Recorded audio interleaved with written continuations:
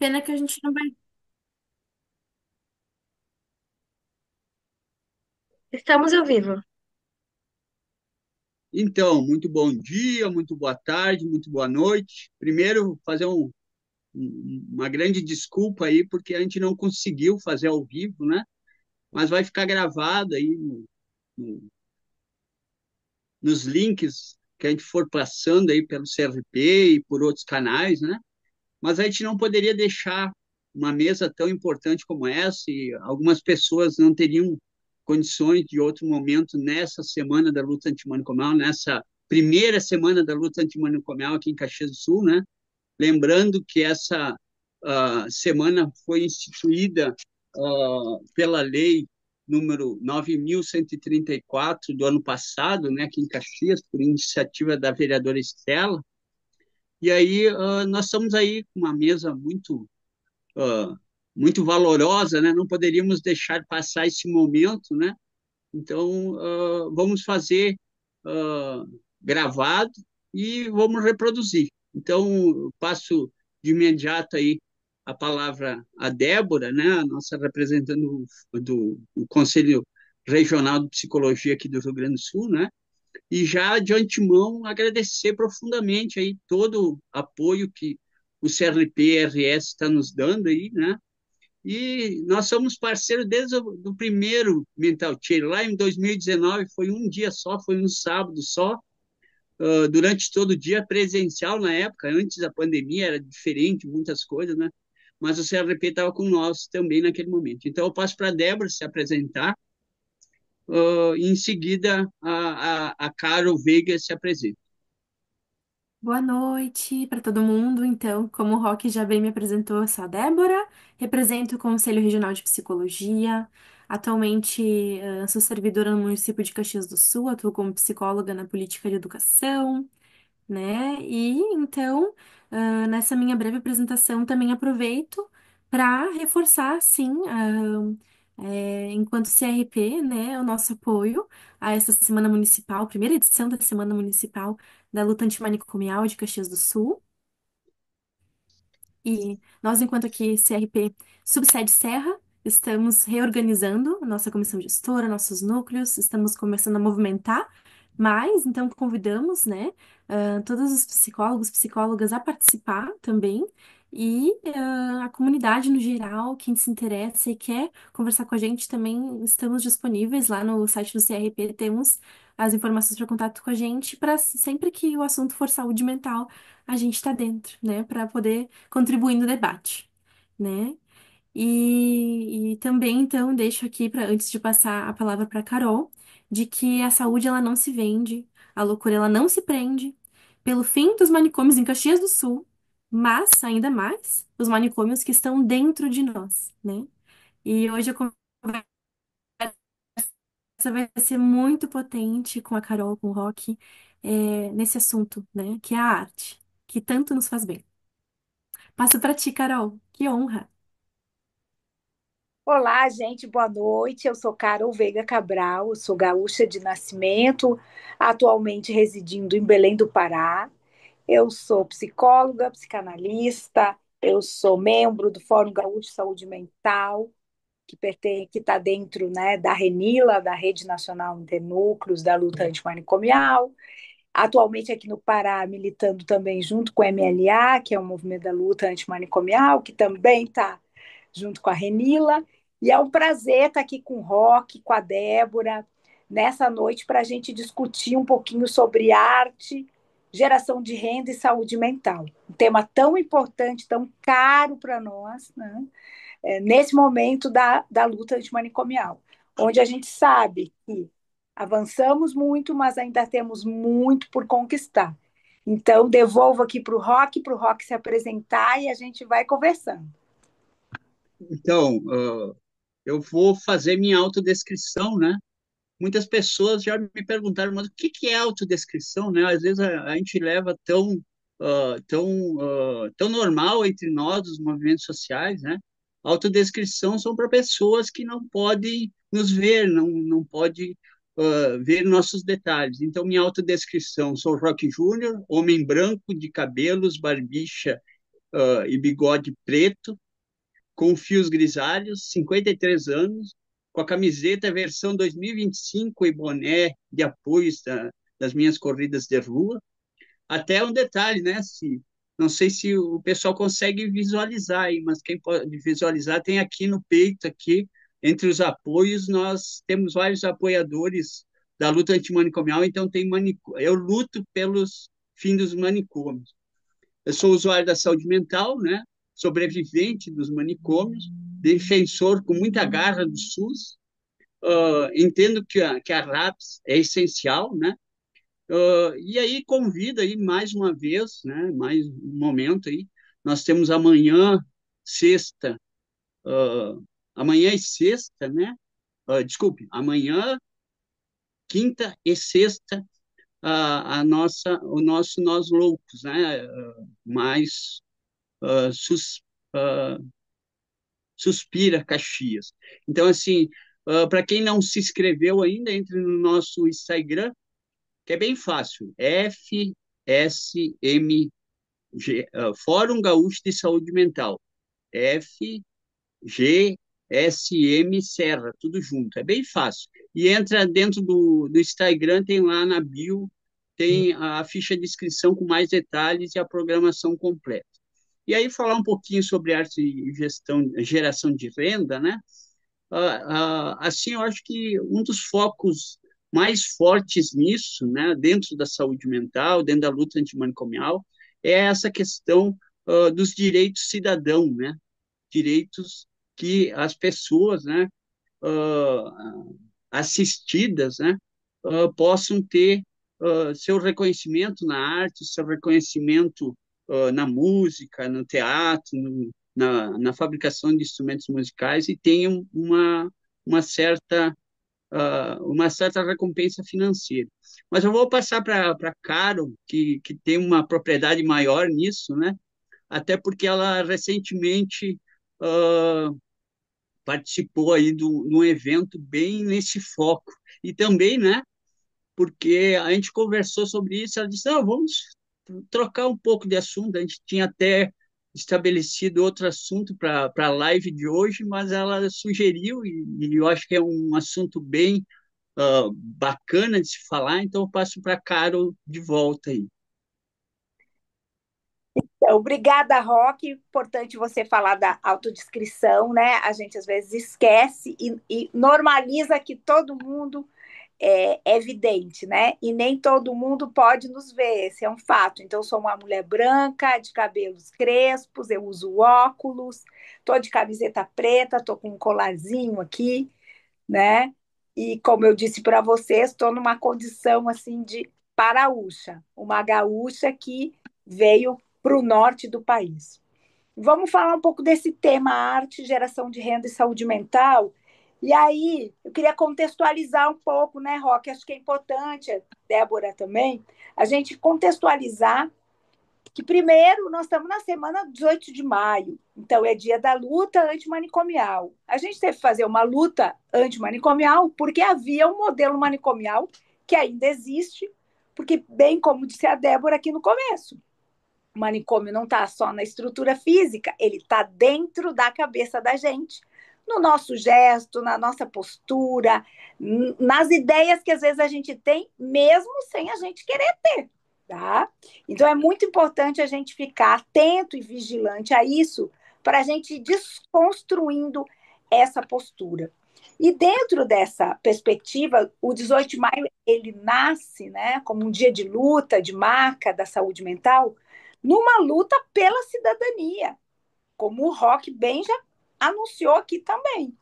É uma luta pelo cuidado em liberdade, é uma luta pela adoção de um novo modelo de atenção, que a gente chama de modelo de atenção psicossocial. E aí é importante a gente lembrar que a loucura, né? Então nós estamos aí dentro dos nós loucos, a gente está aqui parafraseando Caetano, que de perto ninguém é normal, né?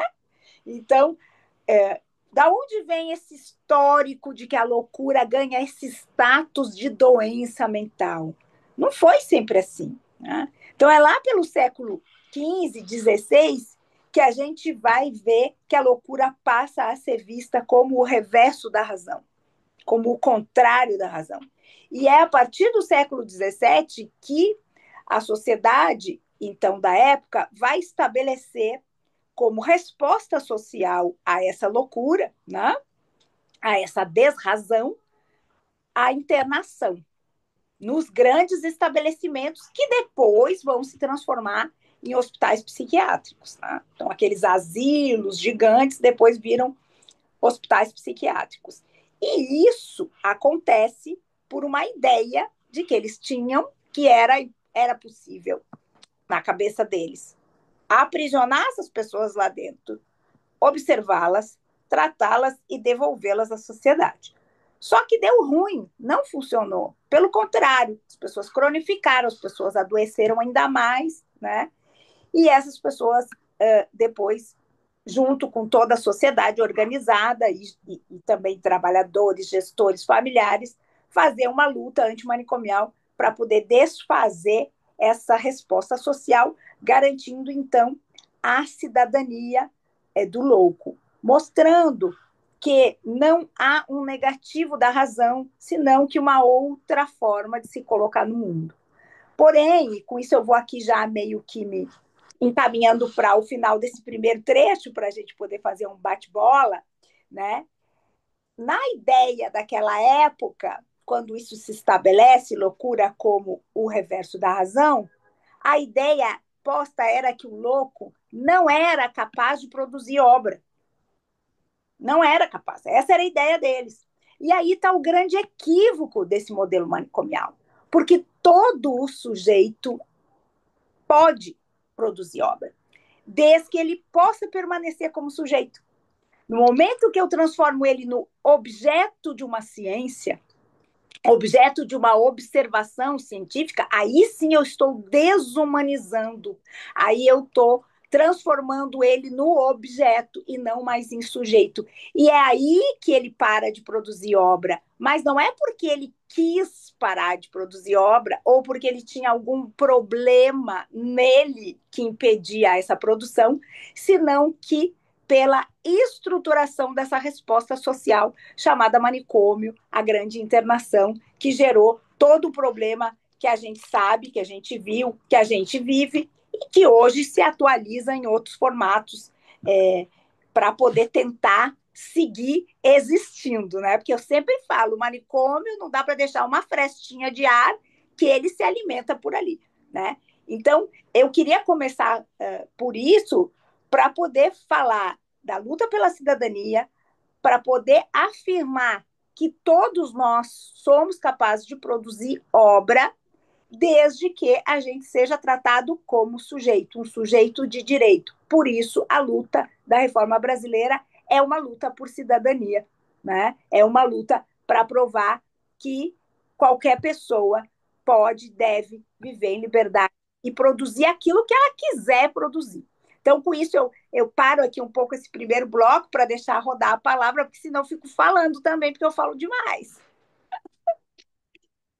Então, Caro, eu também falo demais. Tiveram que até me cortar um pouco hoje no podcast, que era 40 minutos, já estava nos 38 e ainda. Mas então, eu quero, antes de passar para a Débora, complementar um pouco essa parte da Caro, muito bem falada, né? Que nós, enquanto assistidos independentes, ou como quiserem, né? Alguns falam usuários, mas é meio questionável falar usuários, né? Pega até mal para algumas pessoas até se sente mal sendo chamado de usuário, né? Então a gente tem que meio que ir amadurecendo no coletivo, né? Nos coletivos, são tantos coletivos, né? Então, nós somos criativos, inventivos, aperfeiçoamos sempre, né? E aí, pegar um resgate também, como a Carol fez muito bem os resgates, um resgate um pouco mais recente, né? Questão de uma década, um pouco mais atrás, existia nos CAPs, né? Nos serviços de psicossociais, né? As oficinas de usuários remuneradas, né? Então, isso é uma forma, né, de fazer essa produção de renda. Então, os usuários, né, sei lá, os assistidos, as pessoas que estavam lá em tratamento, melhorando sua situação, né, ah, trabalhavam oficinas de música, de arte, de teatro, de culinária, instrumentos musicais, entre tantas outras oficinas, né? E recebiam o seu dinheirinho, até porque assim, ó, como bem disse a Caro, né? Somos sujeitos, somos cidadãos e aí precisamos do nosso dinheirinho para comprar os nossos alimentos. Muitos são independentes, têm que pagar seu aluguel, muitos são independentes, precisam de transporte, né? Muitas vezes precisa pedir transporte. Eu falei com o usuário, ele deixou de ir no CAPS porque não tinha dinheiro para ir da sua residência, né, até o CAPS e acabou ficando mal ali, teve que ser internado porque não conseguia ir até o CAPS pegar a receita para comprar o seu remédio. Então, assim, essa geração de renda é uma coisa muitíssimo importante, não é um detalhe só. E assim, tem outro detalhe cultural também, né? O assistido, a pessoa que está em tratamento, também tem direito à cultura, tem direito a, a assistir um cinema, ver um teatro, né? Então, é tudo isso, né? E aí também um outro detalhe que eu quero provocar nos serviços sociais, nos serviços em geral, né, são as assembleias, né, e oficinas, ah, desculpe, as assembleias e reuniões dos CAPs, né?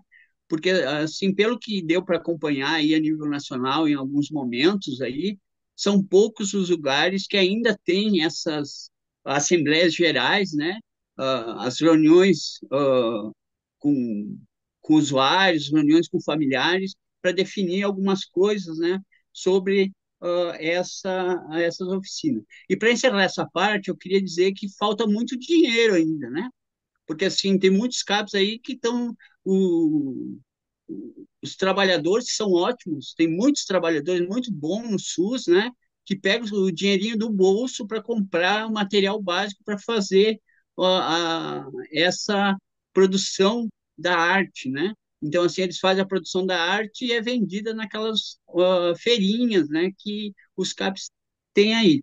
E aí eu quero passar para Débora e fazer uma pequena provocação para ela, além do assunto que ela tiver a vontade de falar, sobre essa questão dos estudantes de psicologia aí que estão se aproximando do CRP. Eu acho que é um momento especial aqui na Serra, esse momento de reaproximação, né, um fortalecimento do CRP Serra. E falar um pouquinho sobre isso, era isso. Certo.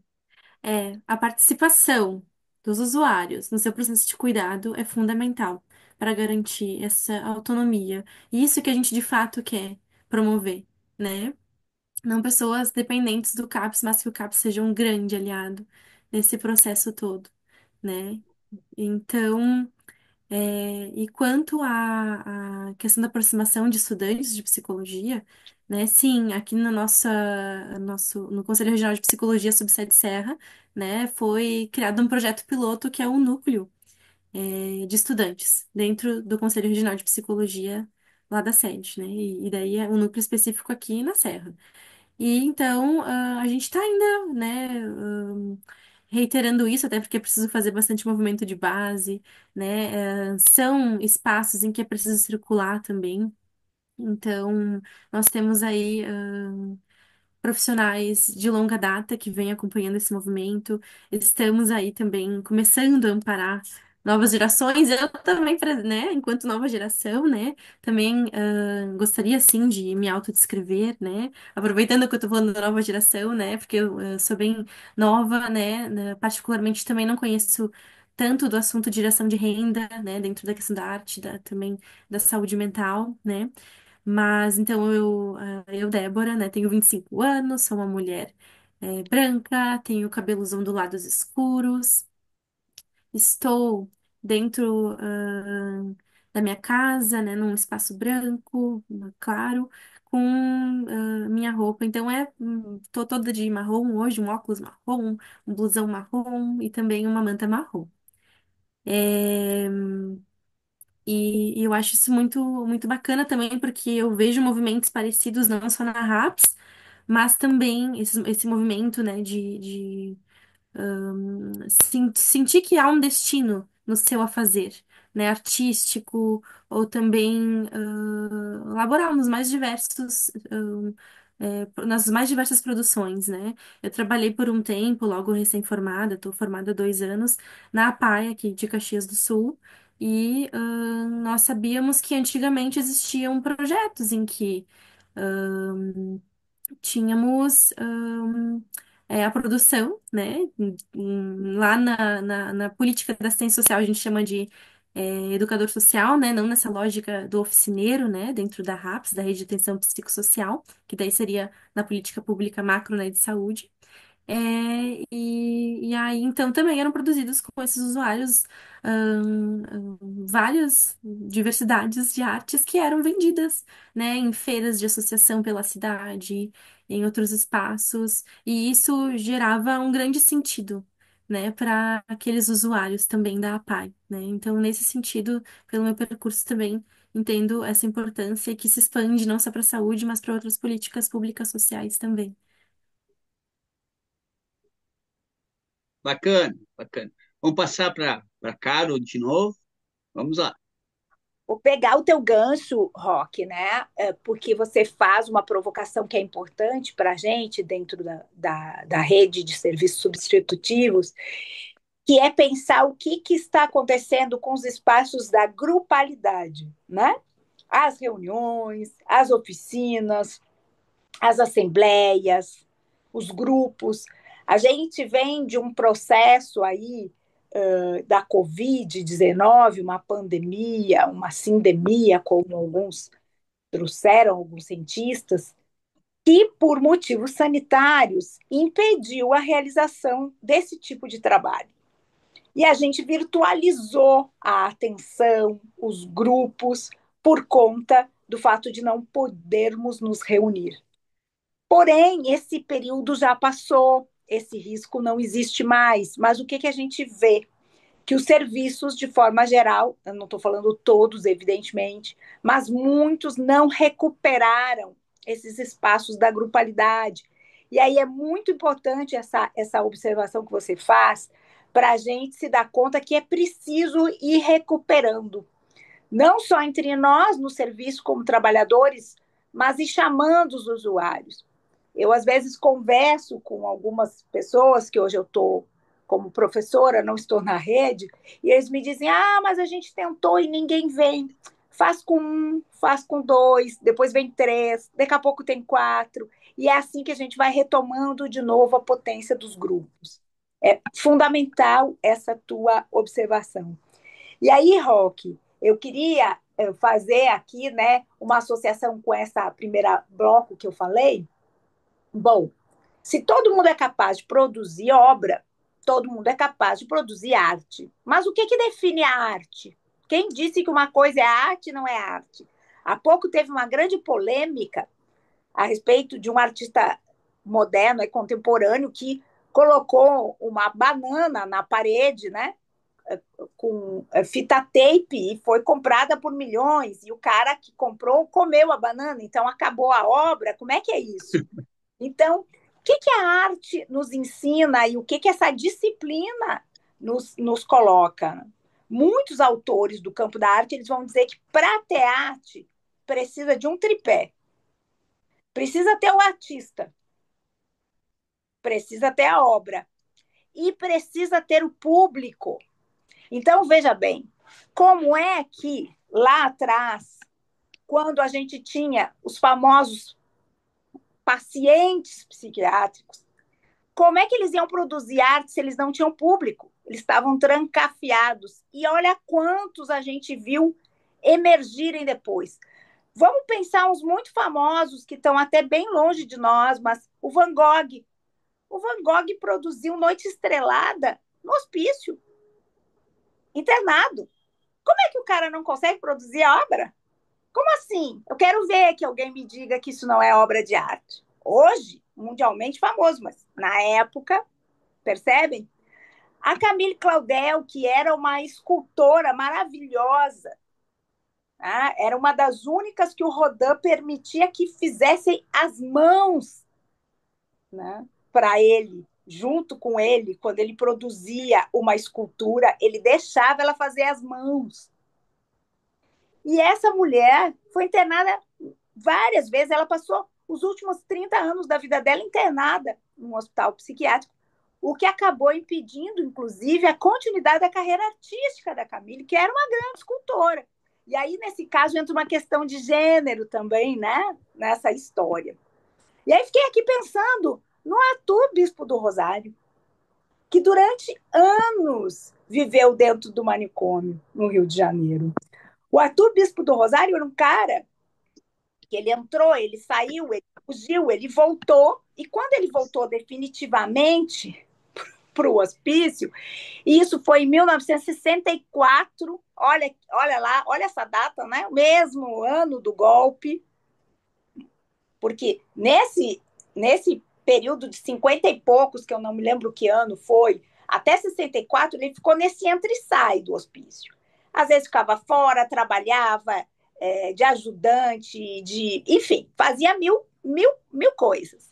E aí, em 64, ele definitivamente é encarcerado no manicômio, né?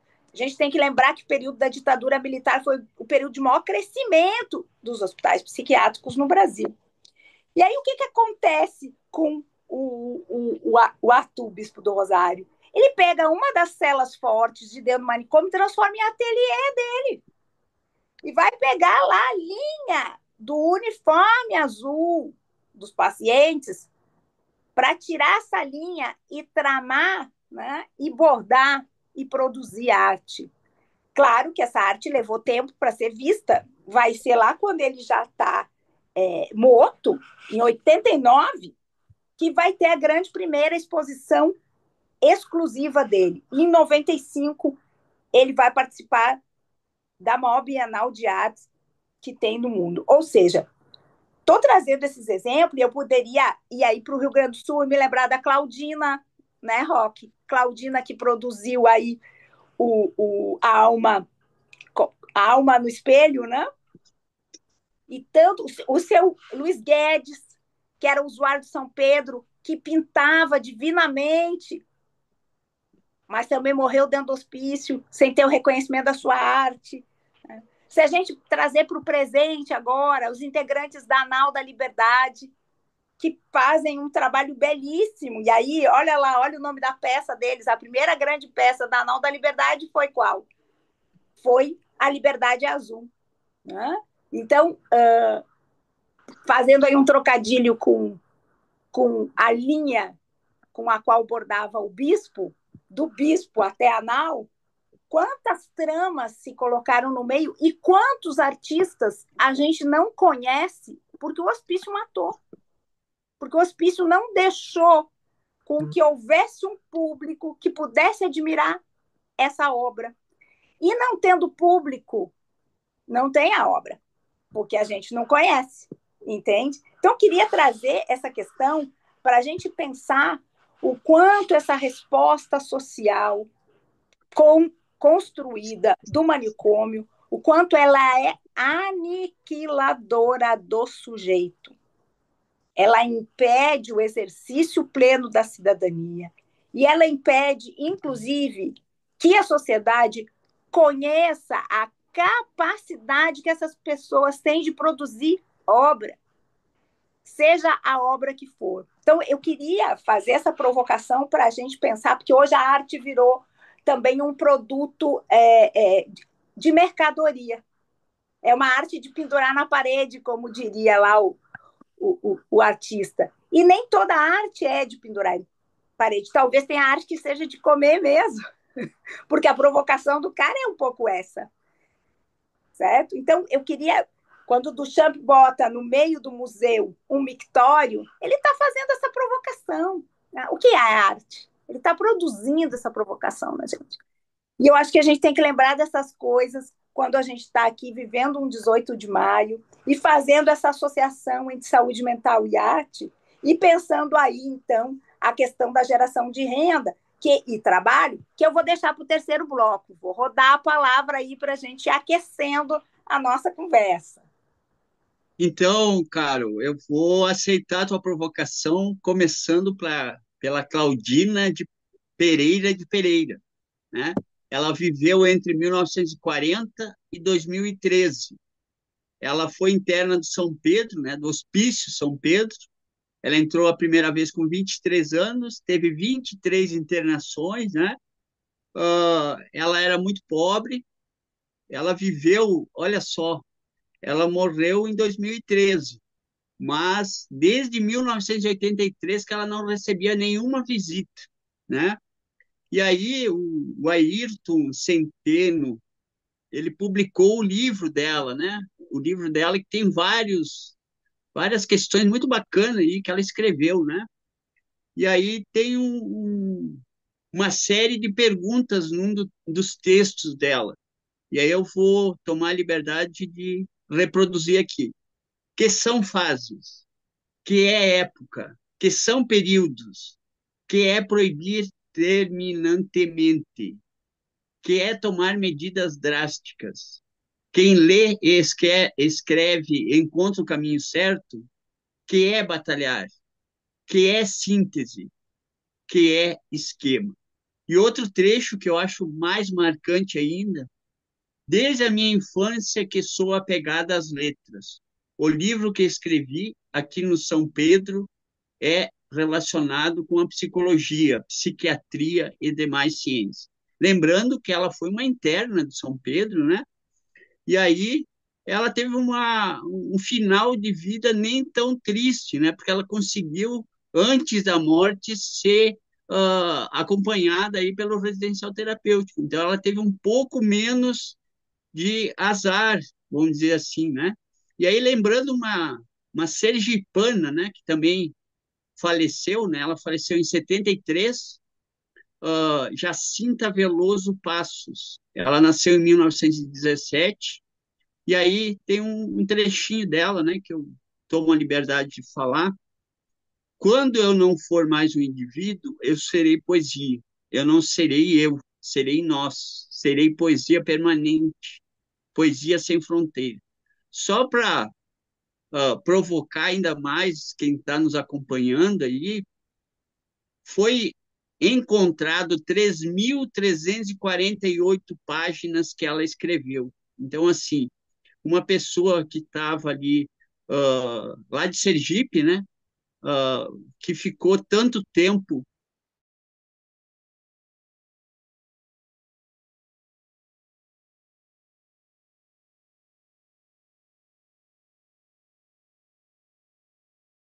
no hospício, no manicômio, né, com 57 anos. E aí também,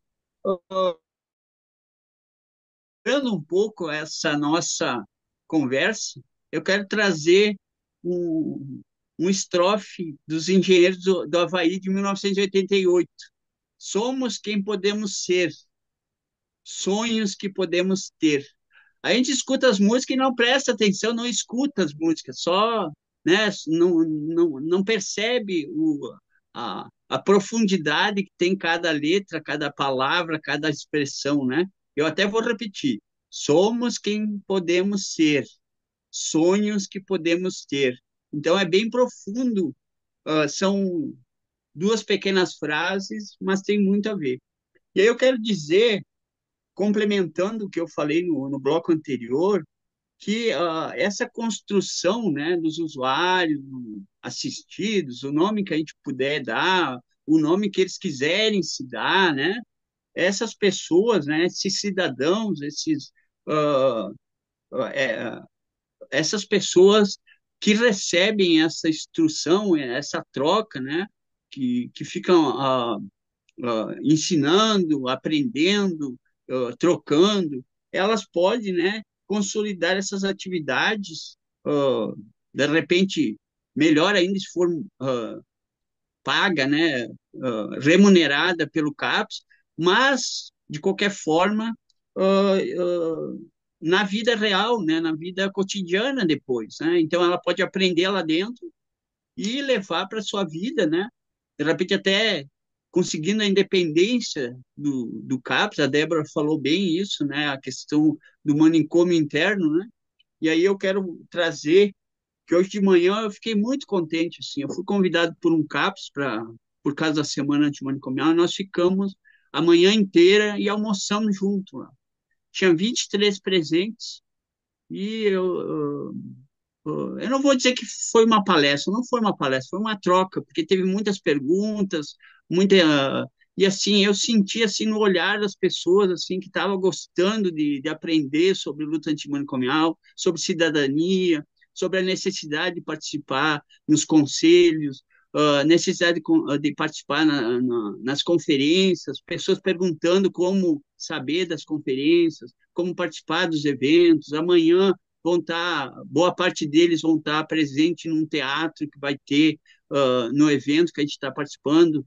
Eu reforcei o convite para muitos deles, mesmo não estando no teatro, participar. E olha o detalhe, para encerrar essa parte dessa manhã, né?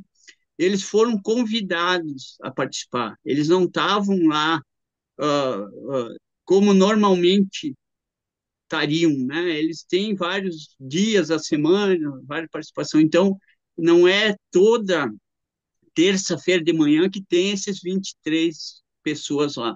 Então, assim, tá ficando muito bacana e eu quero reforçar o agradecimento aí a todos e todas e todos que têm nos apoiado, ajudado na organização desse evento, que está sendo maravilhoso. Em especial a Cláudia também, que está fazendo a nossa comunicação, assim, está abrindo muitas portas. No transporte de Caxias para cá, agora de noite, eu estava escutando, acho que ficou 5 minutos a propaganda, a divulgação na rádio que estava na, na, no transporte vindo para cá sobre o Nós Loucos. Então, assim, está muito bacana, são muitas entrevistas, muitas jornais, está muito bacana. Então, assim, isso quer dizer que a sociedade, a comunidade em geral tem que saber sobre a luta antimanicomial. E aí eu abro um parêntese para os familiares, porque assim, muitos familiares às vezes erram, às vezes sem querer, às vezes sem saber, jogando seus entes em manicômios, ou não acompanhando, não dando um pouco de atenção, não procurando uma ajuda que vá resolver de verdade o problema que está aí. E eu não nego que muitos desses familiares acabam adoecendo mais, né, de suas formas do que essas próprias pessoas que que acabam. E aí eu quero encerrar esse bloco uh, citando aí um pouco da história também, né? Já que a gente está falando em história também, eu acho que é muito bacana resgatar, né? As pessoas que não conhecem a história acabam repetindo muitos erros que acontecem logo aí atrás, né? Então, Paul Singer nasceu em 1932 e faleceu em 2018. Ele era um sociólogo, um militante uh, político brasileiro, né? Ele era um austríaco de nacionalidade e ele foi um uh, uh, a questão da geração de renda tem muito a ver com ele, né? A economia solidária. Então, assim, eu jogo aí principalmente para os acadêmicos, né, que gostam de buscar mais informações, pesquisar sobre eles, colocar em suas dissertações, seus artigos, né, e procure divulgar isso, né. Eu volto a palavra aí para Denise, desculpe, Débora.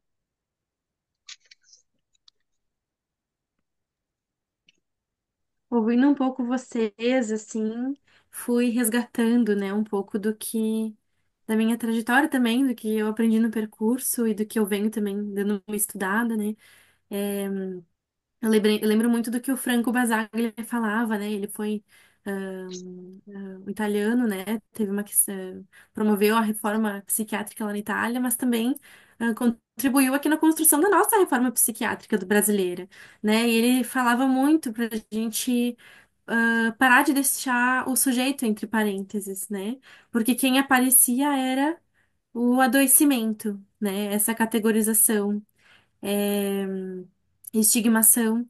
E, na verdade, então, ele convida a gente para fazer esse movimento ao contrário, né? Deixar a doença, tirar o sujeito dos parênteses e deixar a doença entre os parênteses, né? Como algo que não define esse sujeito, né? E, claro, né? Daí a gente vai construindo a nossa reforma psiquiátrica do nosso jeito brasileiro, com as nossas construções, né?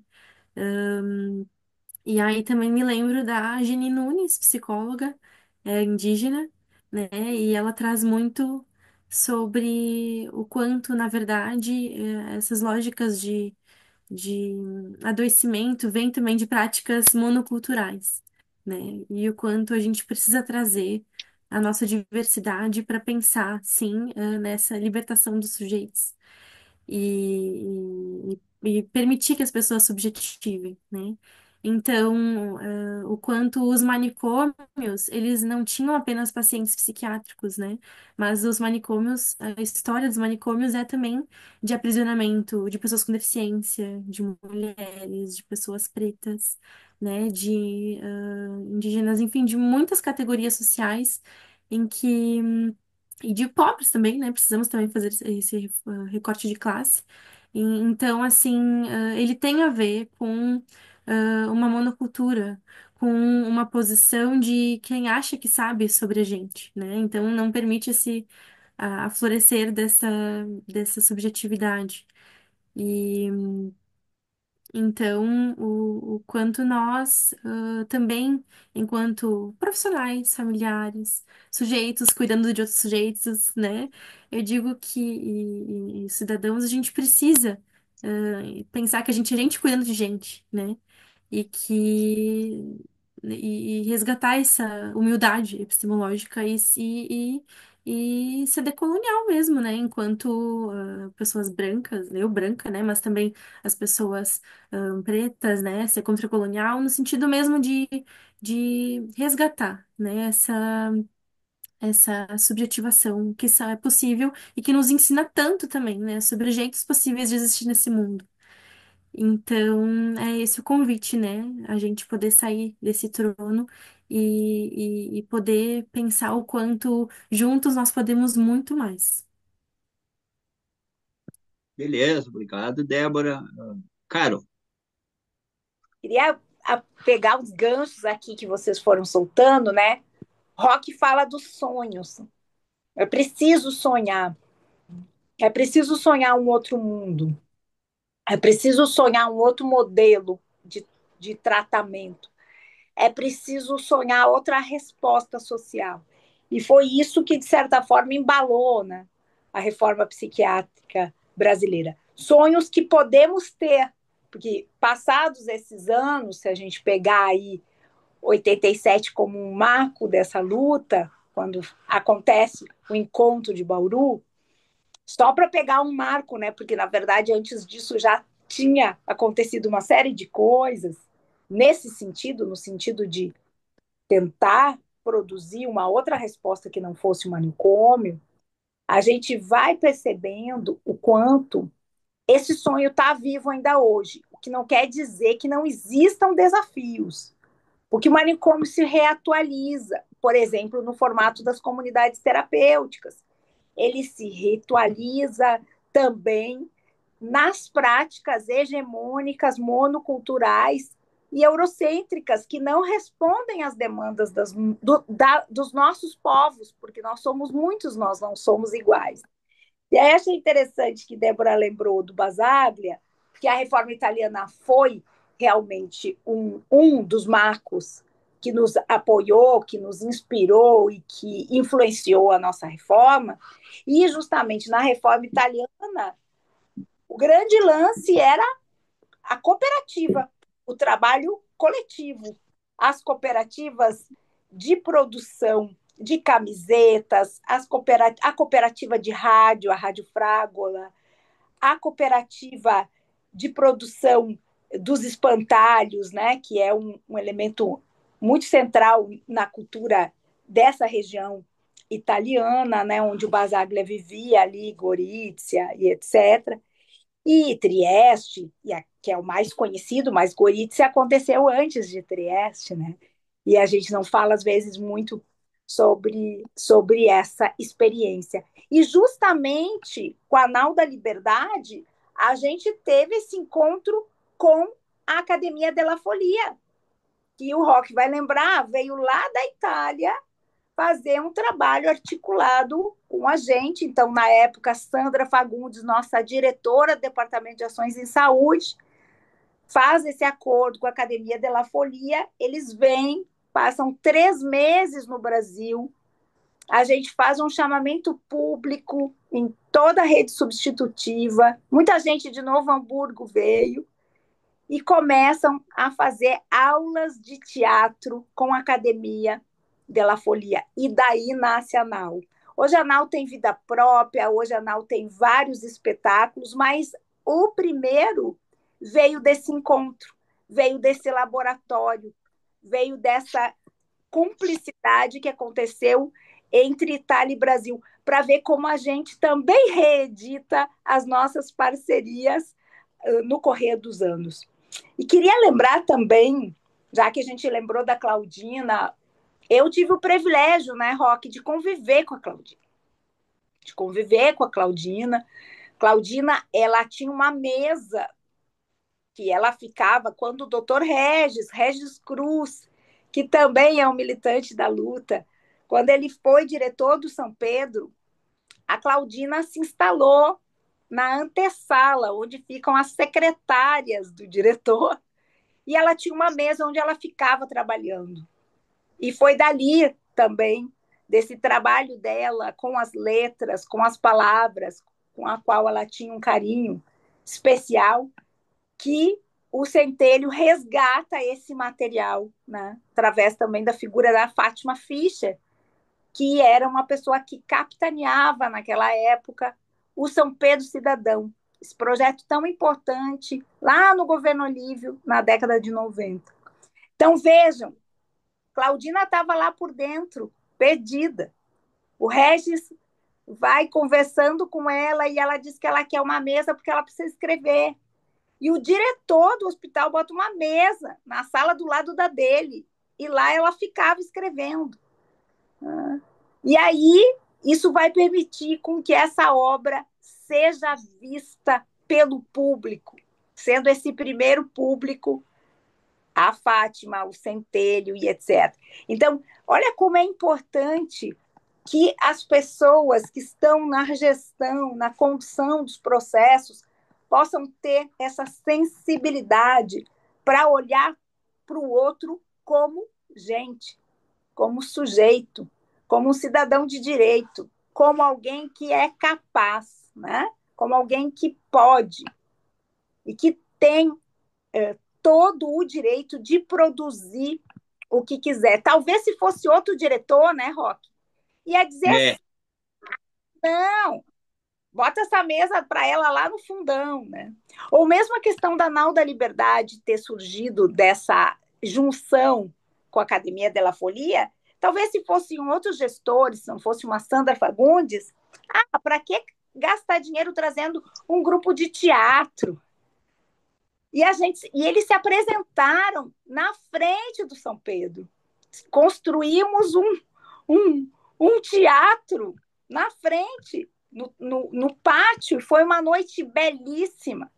Foi tão legal que surgiu a necessidade de fazer outras e outras apresentações, e o grupo existe até hoje. Hoje é premiado, tem curta, tem documentário, já foi para o Festival de Gramado, né? Então, olha o quanto é importante apostar nas pessoas. E eu lembro quando o Cláudio era, vamos dizer assim, um dos artistas da Academia della Folia, que veio para fazer essas oficinas, quando ele fazia o processo de trabalho, eles não rejeitavam nenhum usuário. Se o usuário tivesse uma deficiência física, se o usuário não falasse, não importava. todo mundo era absorvido e para cada um era desenhado um papel. E se a gente vê, até hoje eu me emociono de lembrar a beleza do espetáculo que eles construíram e a reação de alguns trabalhadores e gestores quando viram e disseram: não acredito que é o fulano, né? Não acredito que é ele ali. Por quê? Porque até então eram pessoas que não estavam sendo vistas como sujeitos capazes de produzir obra. E quando eles vêem essas. Tinha um menino, por exemplo, que ele passava todo dia agachado na entrada da porta do prédio centenário. E uma residente da dança, da arte, que a gente fazia a aposta também na residência multiprofissional Ter Artista, ela convidou ele para dançar. E dali ele foi para o teatro. E ele dançou belamente no teatro. Então, quanto precisa dessa aposta do olhar do outro, sustentando esse desejo de produzir coletivamente. E eu não podia não resgatar isso. Sei que a gente tinha combinado de passar por esse terceiro bloco da geração de renda, mas eu precisava fazer esse resgate para mostrar o quanto é importante essa aposta, o quanto isso também está no nosso olhar, né? No nosso gesto, de poder encarar o outro como alguém capaz de produção de obra. Então, te devolvo a bola aí para a gente entrar na geração de renda e trabalho. Se tu quiser, tu me devolve depois, mas eu acho que eu tinha que fazer esse adendo. Então, Caro, é bem bacana esses resgates, né? Eu aqui meio que viajando no tempo também, eu acho que a história é uma coisa muito bacana, né? Uma coisa ótima, né? E aí, eu sou um dinossauro, né? Um dinossauro desde a década de 90 aí na luta antimanicomial, né? E aí, e também na escrita, né? Eu quero puxar um pouco para o meu assado, né? Que também é um pouco de geração de renda, né?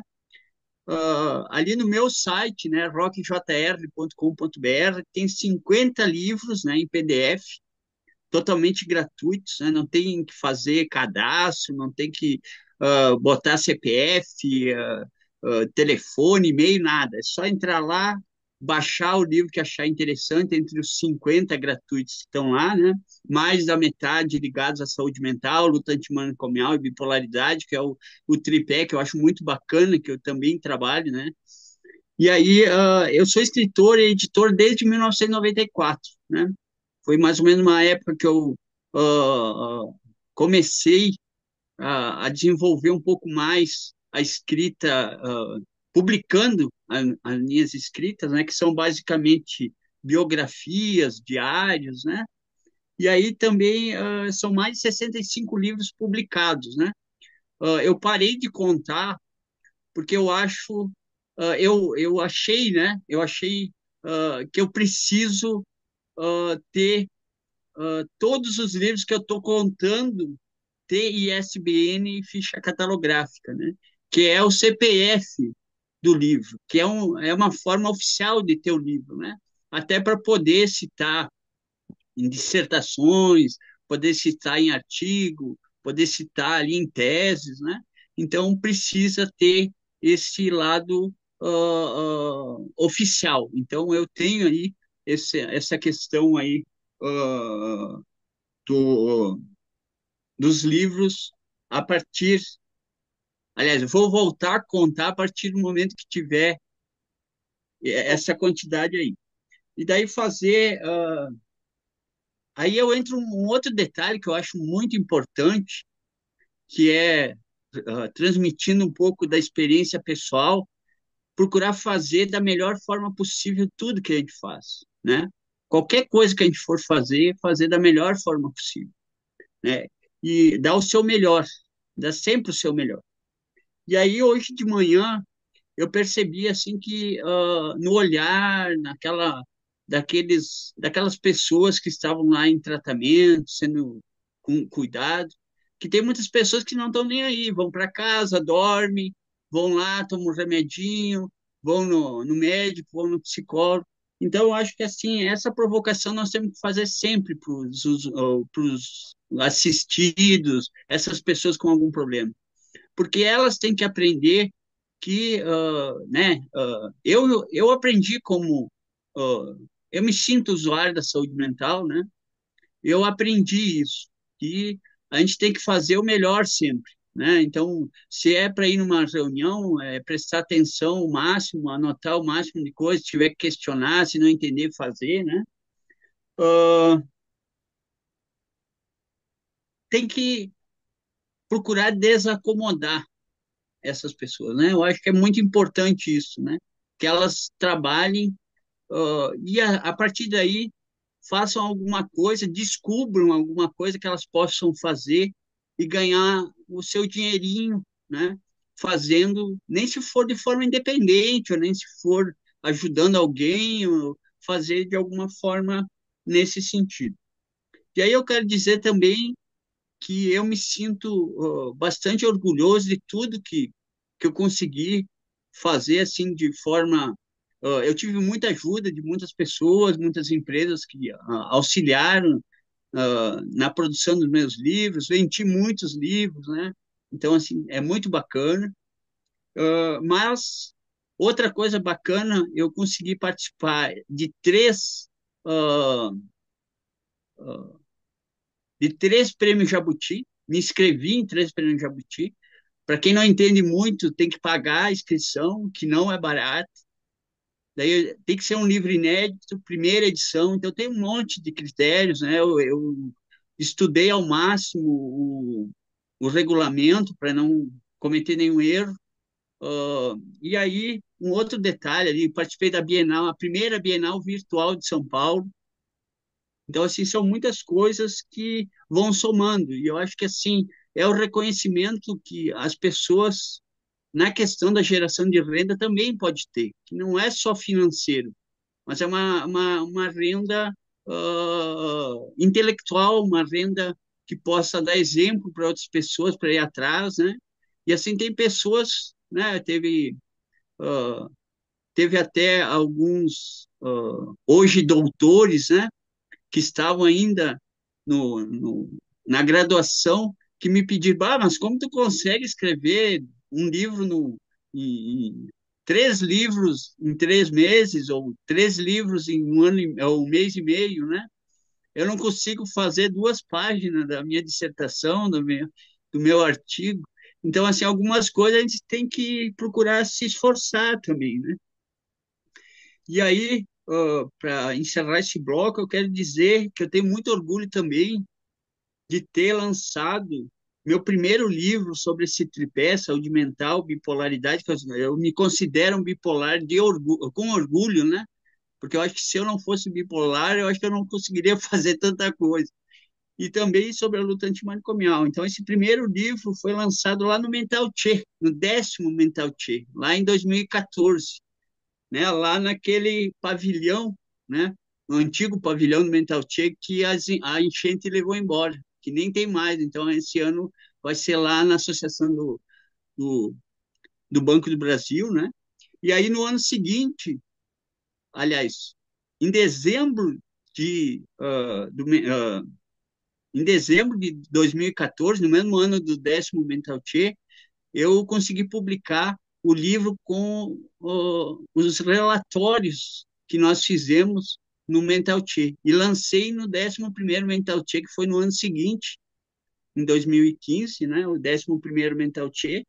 E esse ano, né, a semana que vem, eu vou estar indo lá na quarta-feira ainda, no 18º Mental Che, que é o 20º ano do Mental Che. E aí vou estar com sessão de autógrafo de vários livros que eu vou estar levando lá, vários gratuitos também, né? Então, assim, eu falo isso com muito orgulho, e eu acho que geração de renda também é isso, também é proporcionar a pessoas que teve algum problema, ou que ainda tem algum problema, que consiga desenvolver, descobrir e desenvolver algo que tem um certo domínio, né? E aí, ah, falando isso do Mental Che, lembrando que o nosso Nós Loucos se baseou no Mental Che, né? E se baseou no Orgulho Louco, lá de Alegrete. Então, assim, é um evento que a gente está conseguindo aí dar a volta, né? Está conseguindo fazer uma coisa meio que parecida, só falta ter um pouco mais de presença física, né? A gente vai ter que voltar a fazer lá como foi feito em 2019, como a gente tentou fazer em março de 2020, uma semana antes, a Carol até ia vir também para Caxias do Sul, ia ser presencial, daí tivemos que, tinha gente até que tinha passagem paga dos palestrantes e não conseguiu, né? Então a gente vai ter que trabalhar um pouco isso, mas eu acho que está bem bacana. É isso. Eu vou passar para a Débora aí. Sim. O Suspira também, né? Suspira, né? Que também foi feito em 2023 e contou com a presença também de quem tá junto aí no Nós Loucos, né? E então, é, acredito que o Rock tenha falado um pouco dessa trajetória dele, né? Também, né, enquanto artista, né? Escritor. É, e acho que também posso me pessoalizar um pouco aqui, né? Também falar um pouco do meu percurso também. Atualmente estou num coro, né? Então, um coro independente aqui do município de Caxias do Sul, é o Coro Juvenil do Moinho. E é muito interessante, né, esse processo, né? Muitas vezes também o couro é algo estigmatizado num sentido de uma arte que pode ser de elite ou numa arte que é engessada, né? Mas é um grupo jovem que se propõe a diferentes maneiras de existir, assim, diferentes existências, assim, é um grupo bem diverso de jovens. E então acho que eu quis pegar um pouco o gancho do rock, assim, para falar o quanto também compartilho aqui uma reflexão que a gente estava tendo esses dias, né? O quanto o coro em que eu participo, a gente tem momentos de análise, né? Porque não assembleias, né? É isso, assim, esses momentos de repensar essas práticas. E o quanto esse manicômio e o quanto outras práticas, né, aprisionantes estão dentro da gente e que se atravessam ali no momento dessa construção, desse espaço coletivo, e o quanto a gente tem que estar sempre se redizendo e reiterando e rearticulando outros jeitos de sair, porque muitas vezes a gente tropeça, né? E o quanto existe esse movimento também da gente fazer fazer a gente então tava falando, né, o quanto que nós somos invadidos então por esses espaços externos, né, e o quanto essa criação de autonomia muitas vezes fica comprometida pelo que a gente aprendeu até agora, né, então essa criação de autonomia nos diversos espaços artísticos, né, não só pessoalmente, né, aqui me colocando, mas também nisso que eu percebo, né, em todos então esses espaços artísticos, né, esse processo de autonomia ele fica interrompido, né? E a gente vai resgatando isso, eu acho que se conecta um pouco com o que eu falei antes, né? De a gente ser gente cuidando de gente, da gente estar ali movimentando, e é assim que a gente vai construindo, né? Recursos possíveis para atuar, né? E isso que a gente tem que lembrar muito também, que nós temos recursos, né? E muitas vezes também quando a gente vai em algum território e a gente tá lá ou instituição, né? Ou organização mesmo, a gente vai lá e muitas vezes enxerga então o que a gente faria de diferente, né? Mas não se permite mergulhar ou também estar dentro deste jeito de existir, né? Que pode então também fazer sentido para mim em algum momento. A gente pode se experimentar e isso também acontece muito com o processo, né? De adultecer, né? Porque acontece que a gente vai de alguma forma se formalizando, né, para ser um adulto e adultas estanques de alguma forma, né, e vai perdendo outros jeitos de explorar os nossos corpos, né, porque se a gente for pensar, então é isso. Nós somos loucos, todo corpo é dissidente, nós somos seres que a norma, né, é algo que a gente vai achando brecha, que a gente vai organizando outros jeitos de conseguir se colocar, né, e poder fazer mais sentido ainda com a gente. Então, acho que foi um pouco do que pensei em compartilhar nesse momento, né? E que fala, então, desses espaços da gente enquanto gente cuidando de gente, né? De novo, acho que é isso e esse espaço que pessoalmente é algo muito caro a mim, muito querido a mim, porque poder também pensar juntos, né? Já que também esses espaços grupais a gente precisa incentivar eles, seja assim as participações virtuais que muitas vezes possibilitam, né? Mas sim também reforçar o presencial, visto que nós estamos aí também numa lógica de bastante ambulatorização dos nossos serviços, né? E individualização dos serviços, assim, de tratamento individual, e a gente sabe que precisamos resgatar essa coletividade, como a Carol também já falou, o Rock também já falou, e eu também reforço. Precisamos. É bom se juntar, né? E acredito que nós aqui estejamos disponíveis para ir se juntando e trocando e se refazendo. Então, agora passo para Carol. Então, tá, vou pegar o gancho da autonomia que a Débora colocou na roda aqui, para pensar um pouco esse processo da geração de renda e trabalho e como é que isso se coloca, né? A gente, no início do processo da rede substitutiva, começou a se criar dentro dos espaços de CAPs, que nem eram chamados de CAPs, porque nem existia a portaria 336. Então, no caso do Rio Grande do Sul, a gente chamava de CAIS mental. Cada região do país tinha um nome diferente. Aqui, por exemplo, no Pará, chamava de casa mental. Então, cada um nomeou de um jeito. Mas aí no Rio Grande do Sul o nome era CAIS mental. E começou a surgir dentro do CAIS mental iniciativas de produção de artefatos, de algumas peças de arte, de algumas produções que foram tomando um contorno de geração de renda e trabalho. E aí tem tudo a ver com o Paul Singer, que o Rock estava lembrando, porque ele vem na lógica de um trabalho e renda que não está na lógica do capitalismo, mas que está na lógica da sustentabilidade, de uma produção com sustentabilidade, de uma economia que é popular e solidária. Então, a lógica não é a lógica da produção, da produção, da produção que o capitalismo traz, por exemplo, com a Revolução Industrial, que foi ter esse impacto de gerar hordas de desviantes, que o Foucault vai nos contar lá no livro dele, História da Loucura.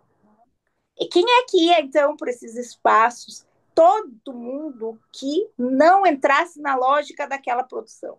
Todos eram chamados de desviantes e todos iam parar nesses espaços fechados e eram asilados dentro desses espaços que depois foram se tornar tais psiquiátricos e que seguiram com essa mesma lógica de exclusão.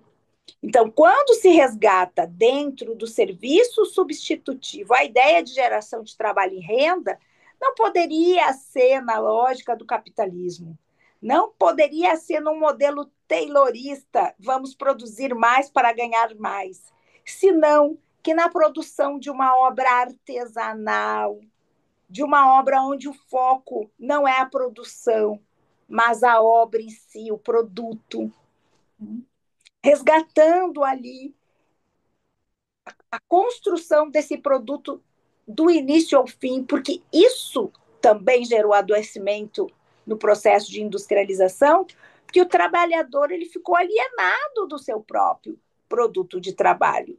Ele não via a obra, ele via somente o trecho que lhe cabia, né, na produção. Então, o modelo taylorista é um modelo que fragmenta o processo. Então, eu só aperto o parafuso. Eu nunca vejo a obra saindo lá no final. E se eu vejo, eu não tenho capital para comprá-la, eu produzo algo que eu mesmo não posso consumir.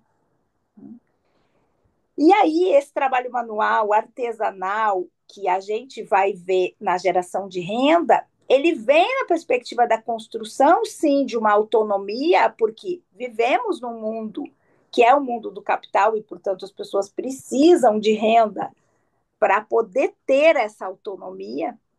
E eu lembro, Roque, quando a gente montou o primeiro serviço residencial terapêutico, ainda lá nessa época, com o Dr. Regis como diretor do São Pedro, eu lembro quando eles foram morar nas casas e as pessoas, os vendedores, dizendo que eles eram bons clientes porque pagavam. Então, até o teu poder de compra também atesta a tua cidadania. Ah, também atesta a tua cidadania. Não estou aqui defendendo o capitalismo, mas estou dizendo, esse é o contexto social. Então, para você se manejar nesse mundo, você precisa desse recurso. E, por exemplo, quem tem o BPC, o benefício de prestação continuada, precisa prestar contas de tudo que compra para o Ministério Público. O que tem o lado positivo, que é o lado de controlar que esse recurso, de fato, seja investido naquela pessoa, mas também tem um lado problemático. Eu lembro de um usuário lá de São Pedro que ele queria comprar, na época, Débora, ele queria comprar um 3 em 1. Um 3 em 1 é uma coisa que a geração agora nem conhece, porque era disco, o REC para gravar e rádio. Isso era um 3 em 1. Não tinha como, existia a mesbla. Aí a gente ia na mesbla, na JH Santos, e o dinheiro do BPC não alcançava para comprar ali. E um dia a gente está voltando para o São Pedro e ele vê um 3 em 1 na calçada, sendo vendido, enfim, pelos ambulantes de rua, que sempre existiram em Porto Alegre, um mercado paralelo. Camelô, chamava-se. E aí ele queria comprar e não podia porque não tinha nota fiscal. Como é que você vai apresentar uma prestação de contas para o Ministério Público sem nota fiscal? Como é que você compra um cachorro-quente na barraquinha da esquina se não tem nota fiscal? Então, também, quando veio o de volta para casa, foi um dinheiro que permitiu a eles comprar o cachorro-quente da barraquinha. E eu lembro que essa pessoa, especificamente, do 3 em 1, ele dizia assim, me leva, Carol, nesse cara do Ministério Público, que eu vou explicar para ele que eu não posso comprar na Mesbla, eu só posso comprar no Camelô. Então, como você explica, né, isso? Claro, evidente, novamente, é preciso ter controles. A gente sabe o quanto esses recursos dos usuários muitas vezes são desviados. A gente via pessoas no São Pedro morrerem de pé no chão, pegando pneumonia. Quando morriam, a conta estava cheia de dinheiro que voltava para o Estado e ninguém nem se preocupava de comprar um calçado para essa pessoa. Essa pessoa quebrava a geada das 6 horas da manhã, das 5:30 da manhã, de pé descalço. Né? Então, isso é o hospício. Então, portanto, a geração de trabalho e renda, ela entra na perspectiva de produzir obra, de produzir autonomia, mas com sustentabilidade, com uma economia que seja popular, que seja solidária. E aí eu queria aqui resgatar, por exemplo, o trabalho belíssimo e de altíssima qualidade do Gerapoa. Porque o Geração de Renda de Porto Alegre, ele não nasceu assim. Ele nasceu lá dentro do Cais Mental 8, lá na José Bonifácio, como uma das oficinas do CAPS, que na época chamava-se Cais. Né? Nasceu assim, com as meninas. E aí eram 3 mulheres que tocavam essa oficina, TOs, terapeutas ocupacionais. E elas foram fazendo com papel reciclado e produzindo e indo e insistindo numa excelência. Hoje, o Gerapoa tem um espaço próprio, o Gerapoa vende seus produtos em lojas e é um produto de excelência. É um produto que não deixa a desejar a nenhuma outra fabricação. Né? E 100% SUS, 100% gerado dentro de um serviço público, de saúde. O Café Mentaleiro, que é um projeto que nasce também no Gerapoa. E a gente teria vários exemplos no país todo, eu não vou ficar aqui monopolizando a fala, mas para dizer o quanto é importante essas iniciativas de geração de renda e trabalho, porque isso permite com que o sujeito também exerça a sua cidadania. Eu lembro de uma usuária também que ela disse: eu vou pegar o dinheiro de volta para casa e eu vou fazer um curso de esteticista, porque daí eu vou poder ser esteticista e ganhar dinheiro, porque eu não quero ser babá. Naquela época se oferecia o curso de babá, cabeleireiro, manicure e qual era o outro? E costureira. E ela disse: eu não quero nenhum desses cursos, eu quero ser esteticista. E ela fez um curso de esteticista e começou a fazer ali no Morada São Pedro, no residencial, no serviço residencial. Ela começou a fazer, a ofertar esse serviço. Ela comprou um telefone, ela alugava. Quer fazer uma ligação? R$ 5, R$ 2, R$ 3. E anotando no caderninho. Então, a gente percebe, né, o quanto as pessoas podem, sim, aprender a se gerenciar com o recurso. E aí eu também queria fazer aqui um resgate para finalizar a minha fala, né, de o quanto esse trabalho ele precisa ser remunerado de forma justa, porque ele não é um trabalhinho, ele é um trabalho. Da mesma forma como eu quero ser remunerada com dignidade no trabalho que eu exerço, naquilo que eu oferto à sociedade, as pessoas que trabalham com geração de renda, elas precisam ser remuneradas com dignidade também, e que o recurso vá para elas. Então, isso eu acho muito legal do Gerapoa, porque desde que ele começou, uma parte do recurso fica para compra de materiais, porque existem essas dificuldades da rede de repor o material. Isso é um problema gravíssimo hoje em vários lugares, e Porto Alegre, infelizmente, não foge dessa lógica, muito pela terceirização, pela privatização, pela falta de investimento no SUS, que os municípios acabam fazendo, né? Especialmente no campo da saúde mental, mas também para dizer o quanto esses trabalhos são trabalhos de excelência, então eles têm um valor e eles precisam ser remunerados por esse valor. E as pessoas que o produziram precisam ficar com parte desse recurso e com a parte mais importante, porque foi da cabeça deles que saiu a ideia, da mão deles que saiu a execução, e da junção dessa mão com a cabeça, como diria aqui a Ana Arendt, é que saiu essa obra, essa produção. Então, colocar isso, né, para a gente fechar aqui o nosso bloco Geração de Renda e Trabalho, dizendo da importância do resgate de ações nesse âmbito, dentro da rede substitutiva de serviços, mas também fora dela, porque é possível fazer parcerias com o Cine, é possível fazer parcerias com órgãos de trabalho, desde que esses trabalhos não sejam trabalhos adoecedores, trabalhos que tenham, que sejam análogos à escravidão, ou trabalhos que se usem da mão de obra das pessoas para poder lucrar, né? E não dividir o recurso com essa pessoa. Então, queria colocar isso aqui e devolvo, então, aí a palavra para o Roque. Acho que a gente já está se encaminhando para o nosso final, né? Isso. Eu quero aproveitar aí o gancho da Carol, né? Muito bom essa. Ah, ah, fazia muito tempo que eu não estava presente, né? Eu acho que foi antes da pandemia ainda, lá no Nós Loucos, que eu vi a Larissa a última vez.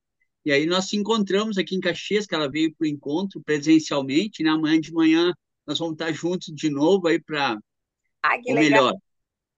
melhor, quarta-feira, né? Não é ao vivo aqui, então eu não sei se o pessoal já vai conseguir ver ao vivo, mas então vai ficar gravado também com a Sandra Fagundes, eu, a Larissa, né? E daí nós falamos bastante sobre essa live de hoje também, né? Então a Larissa, doutoranda lá da UFPEL, grande colaboradora do Fórum Gaúcho. Então, uma das coisas que Isso. E uma das coisas que ela passou, que eu achei bem relevante a gente falar, né, que as pessoas têm direito ao trabalho, né? Não é uma esmola, não é uma doação, né? Então, isso é uma das partes. E aí também, ah, assistindo, ah, ah, falando também um pouco do Suspira, né? Foi um pouco da falha minha aí no início da nossa live ali. Ó. Eu estou tão acostumado com nós loucos que acabei, por lapso aí, não colocando a soma desse projeto, né? Dessa ao Nós Loucos, né? Bem lembrado da Débora. O Suspira teve a primeira edição em 2023, como a Débora falou, né? Foi construído a muitas mãos, né? Com diferentes apoios, né? Principalmente ali ligado aos serviços, né? Foi muito bacana e tal. E foi idealizado pela Frente Parlamentar em Defesa da Saúde Mental, né? Criada aqui na Câmara de Vereadores de Caxias do Sul, que é uh, composta a partir da, para ampliar o debate no legislativo sobre a pauta, dialogando com a sociedade. Hoje de tarde também eu consegui visitar a Andressa, que é secretária dessa frente, né? A gente tem um contato bastante direto com a Estela Balardim, que é a presidente dessa frente, então a gente está construindo aí um projeto bem amplo, né? Com muitas coisas aí que vai vir à frente. E aí também fortaleceu o convite, né, nessa quarta-feira, dia 21, o Nau da Liberdade, que citou ali, a, a Caro citou bastante, aí, com bastante ênfase, e vai estar aqui em Caxias, né? E daí vão estar no Ordovás, né, de tarde, quarta-feira, dia 21, em destaque o Suspira, né? Nós Loucos Suspira.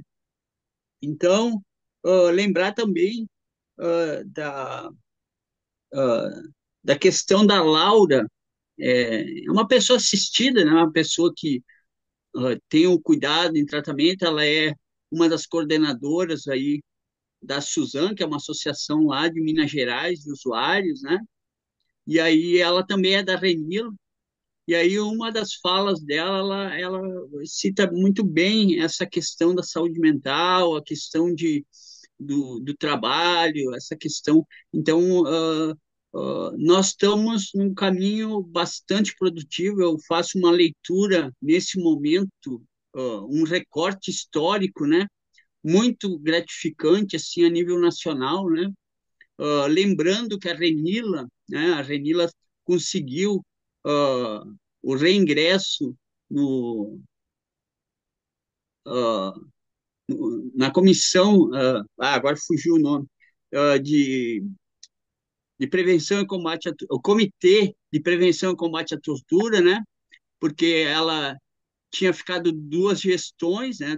Dois mandatos, daí ela não podia fazer de novo. Mas daí passou o tempo, a gente conseguiu encaminhar todos os documentos, foi muito bacana. A gente encaminhou também o contato aí para o Conselho Nacional de Direitos Humanos, né? O Conselho Nacional de Saúde. Por pouco a gente não consegue vaga nesses dois conselhos também, né? Então isso tem sido assim avanços bastante significativos, tanto nacionais quanto estadual aqui no Rio Grande do Sul, quanto a nível de Caxias do Sul. Então assim a gente está com uma alegria muito grande assim nesse momento de poder dar continuidade também nessa questão da divulgação da geração de renda. Eu acho que a gente está conseguindo avançar bastante, né, nesse aspecto também para encaminhar isso para os serviços, né, e fazer aquela formação. Até a Sandra Fagundi não gosta dessa expressão formação, né, educação continuada e permanente, né, dos serviços dos trabalhadores, profissionais, para dar essa continuidade nesse processo da luta antimanicomial aí, né? E aí eu passo para Denise, desculpe, Denise, Débora, eu meio que me atrapalho no nome. Débora, para a gente fazer uns encaminhamentos finais aí, né? E aí passo para ti e em seguida para Caro. Só agradecer o convite, os aprendizados, né? Seguimos juntos,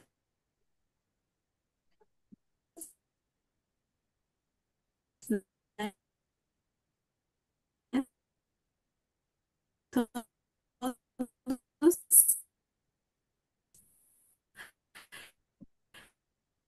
e torcer o nosso SUS, o nosso SUAS, as nossas políticas públicas e exercer como direito. Ótimo. Opa, acho que deu uma travada aqui pra mim. Acho que deu uma travada aqui pra mim. Não, Não?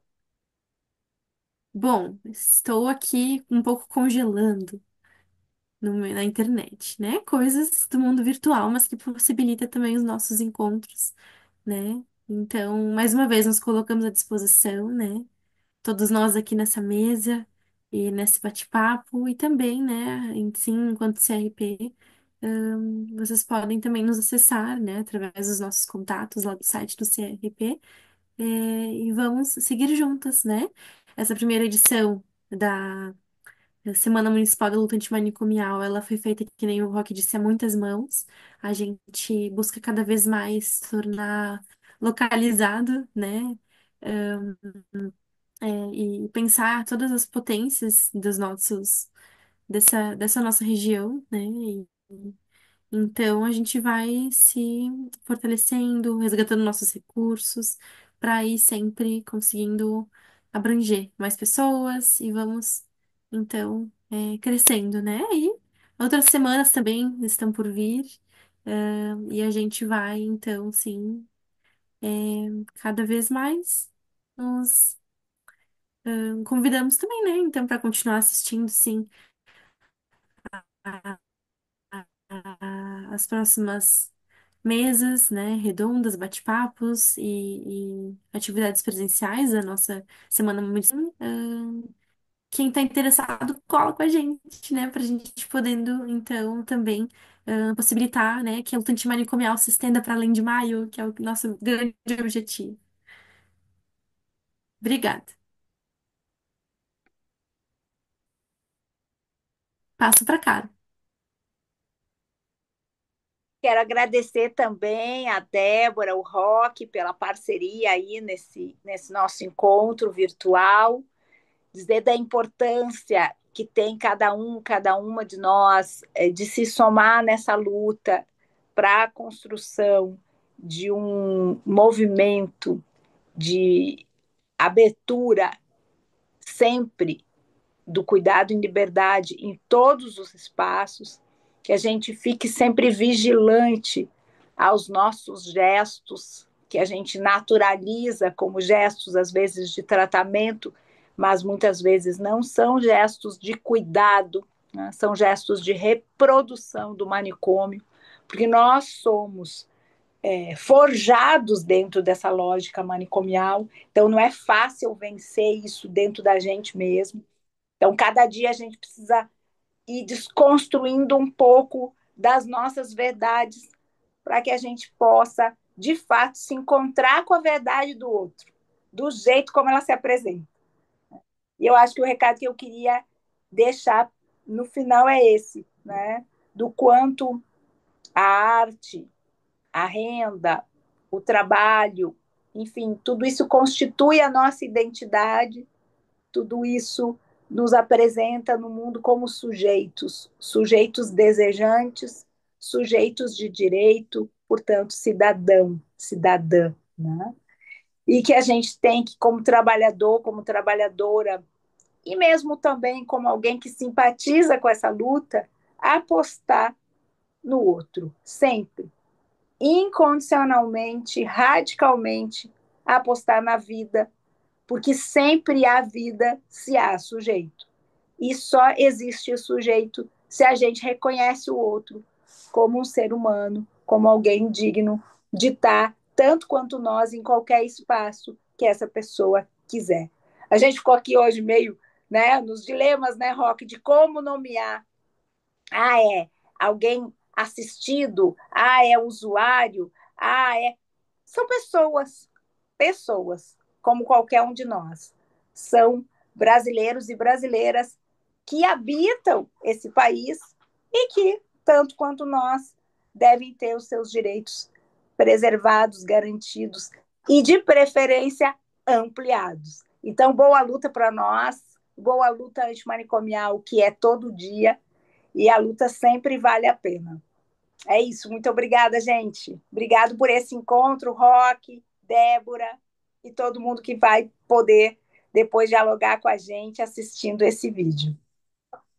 Então, quero agradecer aí a Caro, né, que se disponibilizou aí na sua agenda, sempre totalmente lotada, assim, é difícil conseguir um espaço, né? A Débora, né, que tem aí nos ajudado tanto aí na questão do CRP também, né? O CRP Rio Grande do Sul aí. E aí, enfatizar essa questão da construção coletivamente, né? Construção coletiva. Então, tudo que for ali, duas, três, quatro pessoas debatendo, sempre tem um resultado muito ampliado, muito melhor, né? Muito gratificante, né? Agradecer todas, todes e todos que têm, mais uma vez, falando que tem nos auxiliado, né, nessa edição, né, nessa quarta edição do Nós Loucos, mais Suspira Caxias, né, e também aos que nos acompanham aí. Uh, e eu quero reforçar a provocação, né, para a geração de renda das pessoas em cuidado, e que ficam independentes disso também, né? Que consigam ter a sua independência muito bem expressada aí na questão histórica e sociológica que a Carol colocou. E aí, citar uma questão cultural, né? Rita Lee, 1998. Muitas vezes eu falei vários trechos de música hoje de manhã na nossa conversa lá no CAPS, né? A gente escuta, mas não presta atenção nas letras das músicas, né? E se pegar ali a década de 70, 80, início de 90, tem muitas músicas aí que fazem pensar, né? Eu lembro que tinha muitos bate-papos na faculdade que a gente analisava as músicas, e isso está faltando hoje, né? E tem que pegar aquelas músicas, porque hoje as músicas não têm mais sentido, né? Mas então, Rita Lee, 1998. Dizem que sou louco por pensar assim. Se eu sou muito louco por eu ser feliz, mas louco é quem me diz. Ele não é feliz. Não é feliz. Eu sou feliz. Eu juro que é melhor não ser o normal, se eu posso pensar que Deus sou eu. E para finalizar mesmo, viva a cidadania, viva o SUS, por uma sociedade sem manicômio, suspira, né? O suspira é um trocadilho, né? SUS, bem, em letras garrafais, pira, suspira, de SUS, SUS, Sistema Único de Saúde, e pira de pirar. Eu acho que é bem bacana esse trocadilho aí, tá bom? Muito obrigado. Muito obrigada, Carol, Débora e Roque. Estou encerrando essa live. Essa live não, essa transmissão que posteriormente irá subir no YouTube. Agradeço a participação de vocês e agradeço também a quem está assistindo, pelo YouTube. A Semana da Luta Antimanicomial em Caxias do Sul segue até sexta-feira 23 e se você está vendo antes disso, não perca a oportunidade de participar com a gente em atividades assíncronas, e presenciais. Muito obrigada, até mais.